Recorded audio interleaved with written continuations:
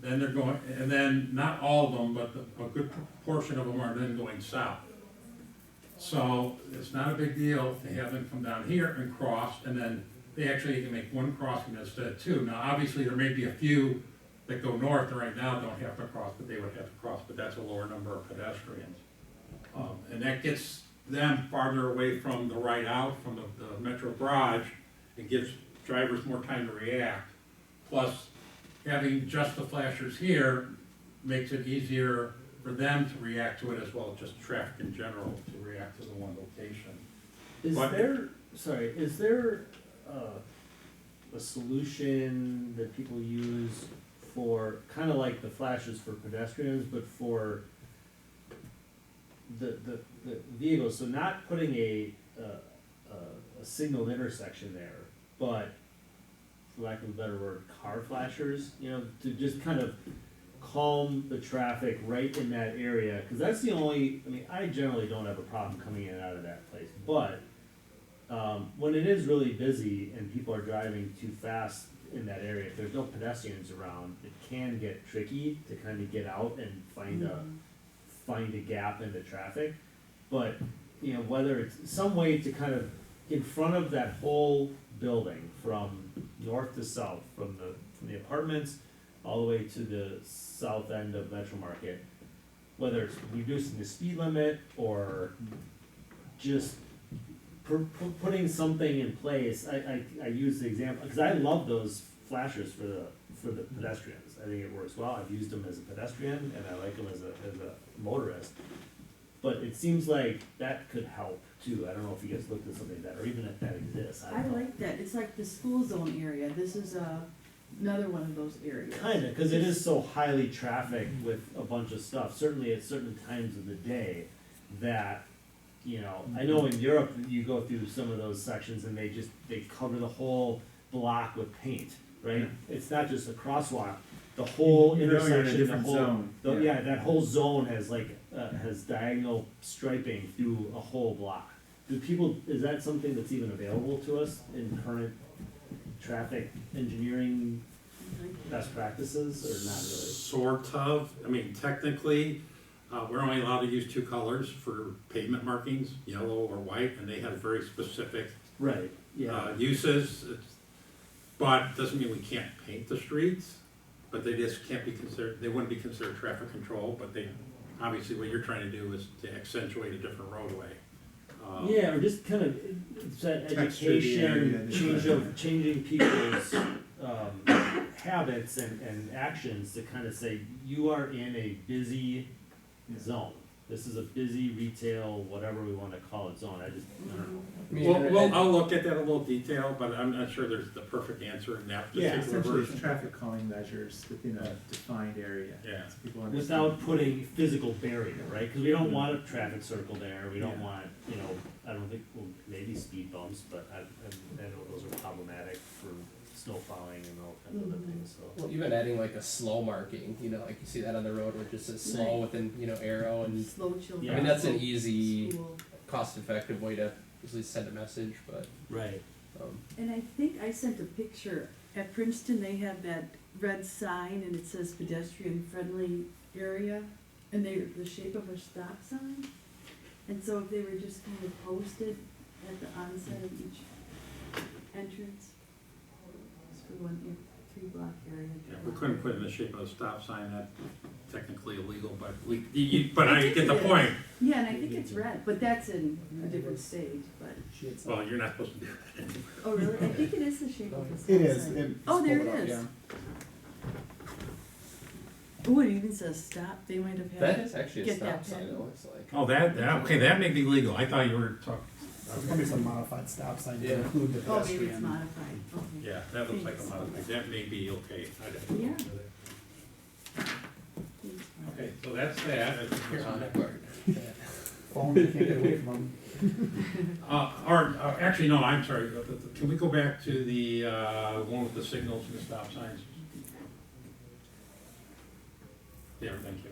So, another favorite one that we've heard a lot about was the Morris Menlo cut through. One of the things we hear consistently from several different folks was there's 16,000 cars a day going up and down this street. And when we went into looking at the numbers, we looked at several different counts over several different years, and the long story short, it's about 5,800 to 6,000 cars, two-way a day going up and down the street. I bring that up just because there's a perception of a very high number, and when I looked at it, I even asked Bart, where did that number come from? And we couldn't figure out where.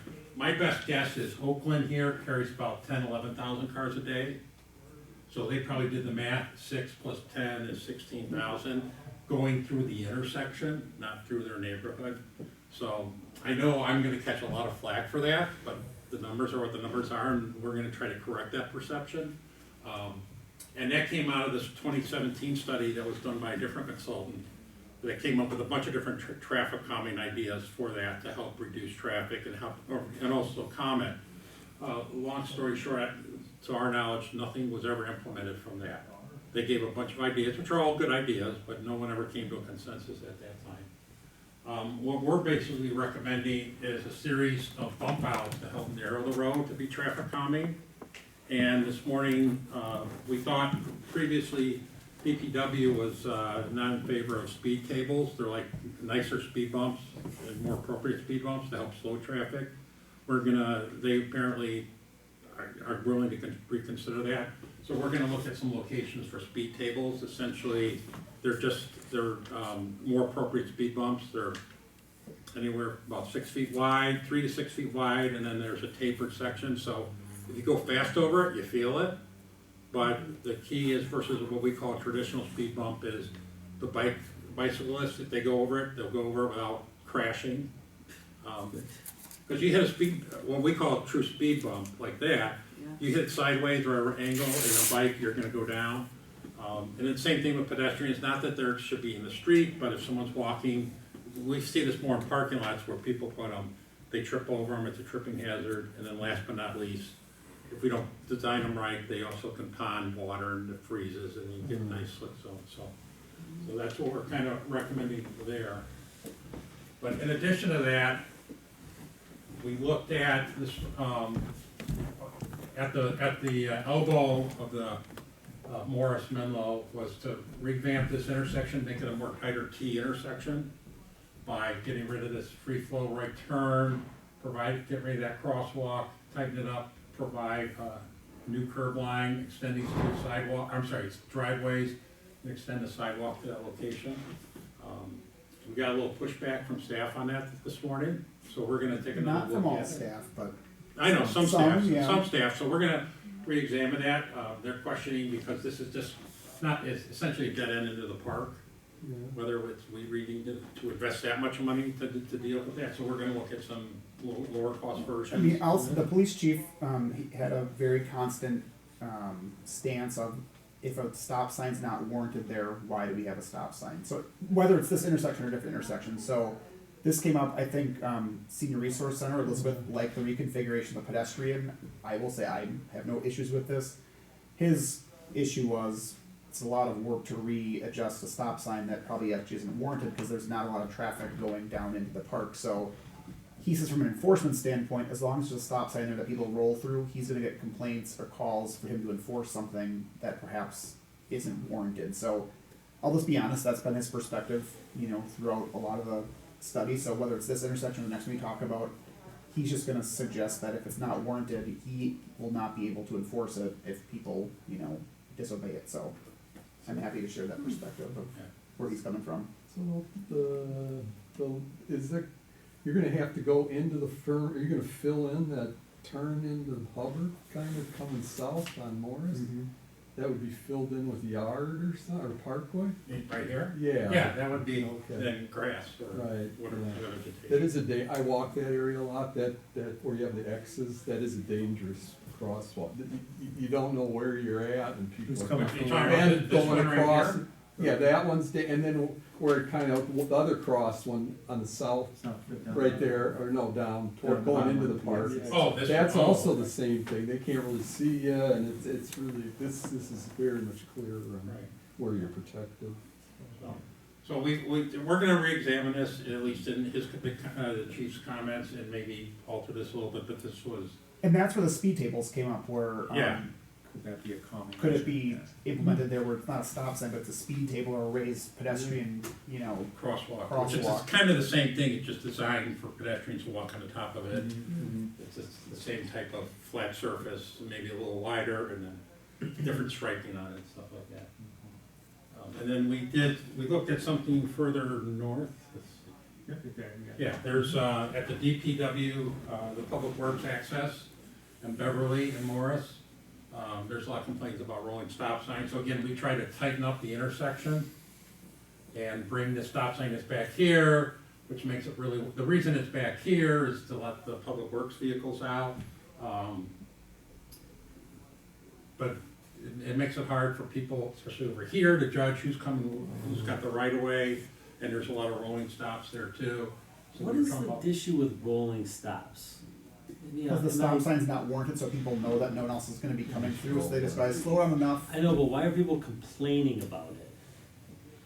It's If I'm walking my dog and Okay, I understand if someone almost hits you, but if I'm like, That's are people like looking out their front window and just No. being annoyed that people are rolling stop? That is, Somewhere, that is some yeah. of the case, yes. Cause that seems stupid. Well, and I think where this one is specifically, it's right by the intermediate I school. mean, I think so you have I'm a point, sure like if it's you're the- there and someone is about to hit you And and they're they're not, used to rolling through, so they don't. So it Yeah, or becomes- I they mean, I roll roll out. through, I roll through stop signs all the Yeah. time, but that's because there's no one around and I Right. don't come to it at, but if there's someone walking their dog on the corner, I stop. That's nice. Like, you Yeah, know, I'm but not some gonna. people don't, they Well, just and- kinda They roll, just get and used they to rolling roll through up, if you're coming down like on Lake, people, the stop lots line is here, and they Mm-hmm. roll out, and you can't tell if they're coming out in traffic or not. Yeah. And that's happened a lot. I guess that It's was like, what my where are question was, people like, going? are residents just sitting in their front yard watching cars rolling stop and they're just getting annoyed? No, Because some they're of them supposed to be are, some of, stopping? Or, you know, are people actually almost getting hit? Like, that's a whole nother issue. I mean, first of all, at any stop sign intersection, the busier the intersection, the better the compliance, because there's so, like you said, Yeah, there's no one else there's a reason there, to you can stop. see plenty in all three directions, and you just might not come to a full stop. Where you do have a lot of cars, you know you're gonna have to stop, or a lot of pedestrians. And so in this instance, the rolling stop at the current stop sign is problematic for DPW trying to get out, because they're expecting someone's going to stop. But if they're rolling through it, DPW's trying to get out, going, are they gonna stop or they're not gonna stop? So I think in this one, there is a very, very unique, difficult Yeah. intersection, and you can keep going, Steve, but I don't know if there is a good answer to Yeah. this right now, I mean, so. the answer, and then to help them, we were gonna, just like you see in front of some, usually this is more used in front of, fire departments. We stripe this out and basically do not block intersections, so at the busier times, you know, there'll be a couple cars here stacked and then theoretically de-stacked, so a vehicle can pull into here and then pull out.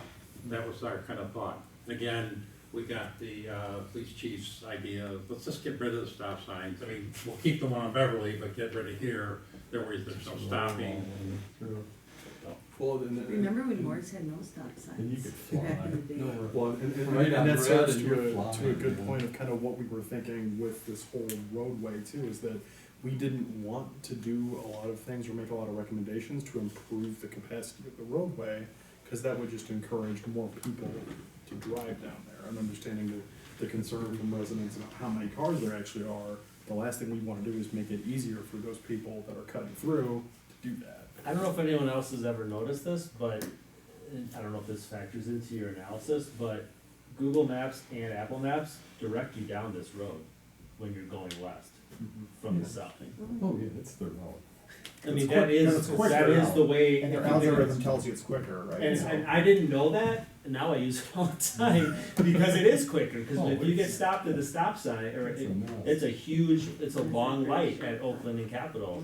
But If if you it gets get there slowed right down, and it's- you miss that left turn, you're sitting there, what seems like for 10 minutes, it's not that long, but Yeah. if you go this way, I almost always hit the light then at whatever, Morris and Capitol, and you're through. So, you know, technology is funding this too. So yeah, the only way In a to change that would be to slow down the design of the road so that you're not going through there quicker, so that Google then says, oh, that's slower, you gotta go the other way. Exactly, that's kind of why I'm bringing it up. So but- more stop signs. We've had communities asked to change some of the recommendations. Does Google and Apple, do they make those? Our California clients have said they were going to reach out to the organization, to the company, and try to get it changed, because they're inducing Oh, yeah. problems in their community based on Right. directions. I mean, I know generally they. I don't think it's a they high do- priority for them. I just don't think it's a high priority. I'm just gonna be honest. Yeah, probably not. And you probably need a human being to go in there and change it, where probably most of that is algorithms that they just go boom, boom, boom, boom, and Yeah. come up with those 'Cause they- routes. They do make changes, like for construction and stuff, like they have the ability. There is to make- override, yeah. absolutely. Yeah. Yeah. So I think some of the larger municipalities have said, you're inducing bottlenecks, like right into the heart of our town. Yeah, it's interesting. See, were there any particular issues or topics that they didn't cover that you'd like further clarification on? Cause like we said, there is some time between now and the public presentation that they'll go back and refine some ideas. Right. The only, are you making any recommendations about school zone parking, loading, unloading, or not really? Loading, unloading zones Well, specifically, you had something up there about the, citations and Correct. enforcement, but you're talking about modifying what currently exists. yes. We don't have anything in here Or saying what exists specifically. is fine. What, I mean, what are we you were commenting on asked to it? look at by, some of the school representatives, is actually accessible parking, ADA parking near the doors of the buildings, because right now there are some, but they're not in the closest location. I'd like to have one on street. That applies to the on-street ADA policy. Mm. They would just like, a resident would approach the village and say, we need an ADA space on street. The village needs a protocol to follow, to say yes. Because right now, where the ADA space is actually further than if it was on Right. street. So to that extent,